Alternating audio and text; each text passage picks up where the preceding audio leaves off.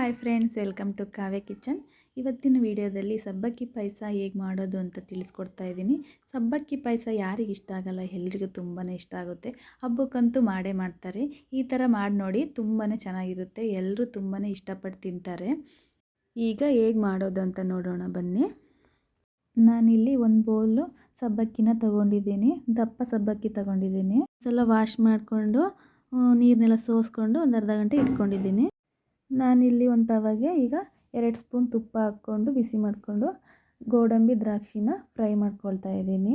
ಕಡಿಮೆ ಫ್ಲೇಮಲ್ಲೇ ಫ್ರೈ ಮಾಡ್ಕೊಳ್ಳಿ. ಜಾಸ್ತಿ ಮಾಡಿಕೊಂಡ್ರೆ ಬೇಗನೆ ಫ್ರೈ ಆಗೋಗ್ಬಿಡ್ತವೆ.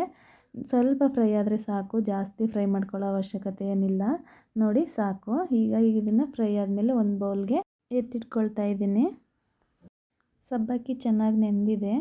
ಈಗ ನಾನು ಒಂದು ತವಾಗೆ ಒಂದು 2 ಸ್ಪೂನ್ ತುಪ್ಪ ಹಾಕ್ಕೊಳ್ತಾ ಇದ್ದೀನಿ. ತುಪ್ಪ ಕಾದ್ಮೇಲೆ ಈಗ ಸಬ್ಬಕ್ಕಿನ ಹಾಕ್ಕೊಳ್ತಾ ಇದ್ದೀನಿ. ಕಡಿಮೆ ಉರಿನಲ್ಲೇ ನೀಟಾಗಿ ತಳ ಹಿಡಿದಂಗೆ ಫ್ರೈ ಮಾಡ್ಕೋಬೇಕು. ಒಂದು 2 ನಿಮಿಷ ಫ್ರೈ ಮಾಡಿಕೊಂಡ್ರೆ ಸಾಕು. ಫ್ರೈ ಮಾಡಿಕೊಂಡು ಈಗ ಇದನ್ನು ಎತ್ತಿಟ್ಕೊಂಡೆ. ಈಗ ತಿಕ್ನೆಸ್ ಸ್ವಲ್ಪ ಜಾಸ್ತಿ ಇರೋ ಪಾತ್ರೆ ತೊಗೊಳ್ಳಿ, ಏಕೆಂದರೆ ತಳ ಹಿಡಿದ್ಬಿಡುತ್ತೆ. ನಾನು ಈಗ ಇದಕ್ಕೆ 4 ಲೋಟ ನೀರು ತೊಗೊಂಡಿದ್ದೀನಿ, ಒಂದು ಬೌಲ್ ಸಬ್ಬಕ್ಕಿಗೆ. ಈಗ ಸಬ್ಬಕ್ಕಿನ ನೀರು ಬಿಸಿ ಆದಮೇಲೆ ಹಾಕ್ಕೊಂಡು ಬೇಯಿಸ್ಕೊಳ್ತಾ ಇದ್ದೀನಿ. ತಳ ಹಿಡಿದ್ಬಿಡುತ್ತೆ, ಆಗಾಗ ಸ್ವಲ್ಪ ತಿರುಗ್ಕೊಡ್ತಾ ಇರಬೇಕು.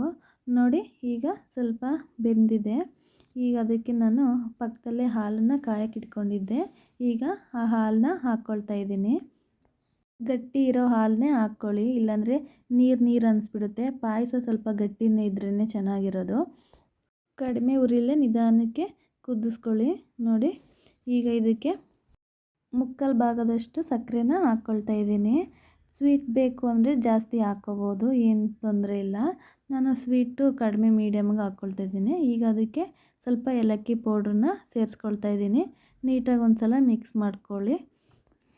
ಈಗ ಇದಕ್ಕೆ ಬಾದಾಮ್ ಪೌಡ್ರನ್ನ ಹಾಕ್ಕೊಳ್ತಾ ಇದ್ದೀನಿ. ನೀಟಾಗಿ ಒಂದು ಸಲ ಎಲ್ಲ ಮಿಕ್ಸ್ ಮಾಡಿಕೊಂಡು ಈಗ ಫ್ರೈ ಮಾಡಿ ಇಟ್ಕೊಂಡಿದ್ನಲ್ಲ ಗೋಡಂಬಿ ದ್ರಾಕ್ಷಿನ ಹಾಕ್ಕೊಳ್ತಾ ಇದ್ದೀನಿ. ಲೋ ಫ್ಲೇಮ್ನಲ್ಲಿ 1 ನಿಮಿಷ ಕುದಿಸ್ಕೊಂಡ್ರೆ ಸಾಕು. ಸಬ್ಬಕ್ಕಿ ಪಾಯಸ ರೆಡಿ. ಬಿಸಿಗಿಂತನೂ ತಣ್ಣಗಾದ್ಮೇಲೆ ತಿನ್ನೋದಕ್ಕೆ ತುಂಬಾ ರುಚಿಯಾಗಿರುತ್ತೆ. ಯಾರಿಗೆಲ್ಲ ಈ ವಿಡಿಯೋ ಇಷ್ಟ ಆಯಿತು ಒಂದು ಲೈಕ್ ಮಾಡಿ. ಹಾಗೆ ನನ್ನ ಚಾನಲ್ಗೆ ಯಾರು ನೀವು ಇನ್ನೂ ಸಬ್ಸ್ಕ್ರೈಬ್ ಮಾಡ್ಕೊಂಡಿಲ್ಲ ಅಂದರೆ ಈಗಲೇ ಹೋಗಿ ನನ್ನ ಚಾನಲ್ನ ಸಬ್ಸ್ಕ್ರೈಬ್ ಮಾಡ್ಕೊಳ್ಳಿ. Thank you.